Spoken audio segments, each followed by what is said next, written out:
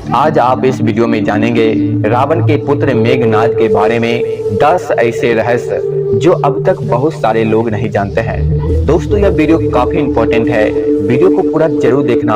और मेघनाद के बारे में आज हम ऐसे रहस्य की बात करने वाले हैं जिसे देखकर आपका रोंगटे खड़े हो जाएंगे। और मेघनाद से जुड़ी कुछ ऐसे रहस्य है जिसे अब तक बहुत सारे लोग नहीं जानते हैं।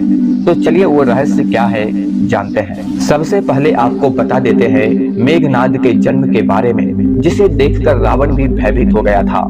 मेघनाद रावण और मंदोदरी का सबसे ज्येष्ठ पुत्र था, क्योंकि रावण एक बहुत बड़ा ज्योतिष भी था, जिसे एक ऐसा पुत्र चाहिए था जो कि महाबलशाली और महाप्रतापी हो।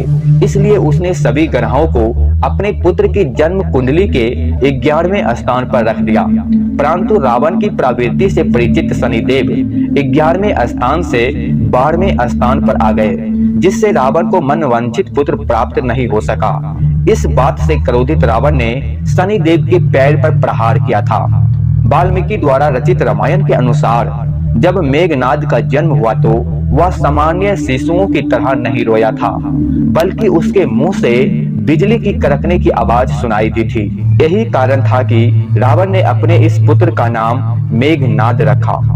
अब आप मेघनाद का परिवार के बारे में जान लीजिए। मेघनाद की पत्नी का नाम सुलोचना और पुत्र का नाम अक्षय कुमार था।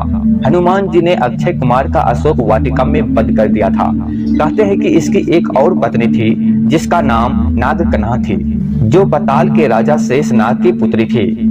मेघनाद अपने पिता की तरह स्वर्ग विजयी था।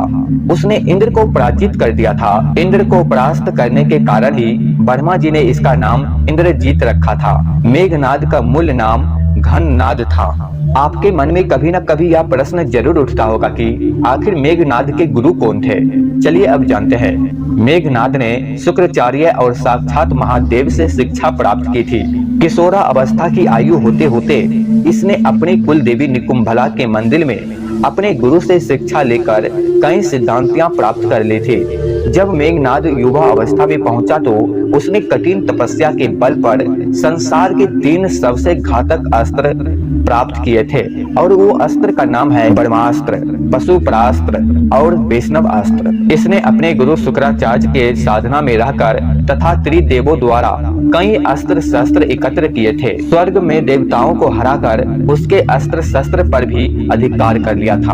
आपको यह जानकर बहुत हैरानी होगा कि कुंभकर्ण के वध के बाद मेघनाद युद्ध में उतरा। पहले दिन के युद्ध में उसने सुग्रीव को पूरी सेना को हिला डाला। राम और लक्ष्मण भी उसकी मायावी शक्ति के सामने बेबस हो चले थे, क्योंकि उसने अपनी कुल देवी का यज्ञ प्रारंभ करके ही युद्ध घोषित किया था, जिसके प्रभाव से उसका रथ अदृश्य हो जाता था। मौका पाकर उसने राम और लक्ष्मण पर नागपाश का प्रयोग किया। नागपाश से मूर्छित व्यक्ति अगले दिन का सूरज नहीं देख सकता था। तब हनुमान जी ने तुरंत गरुड़ भगवान के पास गए और उन्हें लेकर आए। गरुड़ को देख नाग भयभीत हो गया तथा उसने राम तथा लक्ष्मण को मुक्त करा दिया तथा उसकी मूर्छा टूटी। अगले दिन मेघनाद ने अपने शक्ति बाण से लक्ष्मण जी को मूर्छित कर दिया। तब लक्ष्मण के प्राण को बचाने के लिए हनुमान जी लंका से सुसेन वेद को उठा लाए। वेद ने हनुमान को उपाय बताते हुए संजीवनी बूटी लाने के लिए कहा। उस संजीवनी बूटी से ही लक्ष्मण की जान बच गई। तो दोस्तों, आप जान गए होंगे कि मेघनाद कितना बड़ा शक्तिशाली था।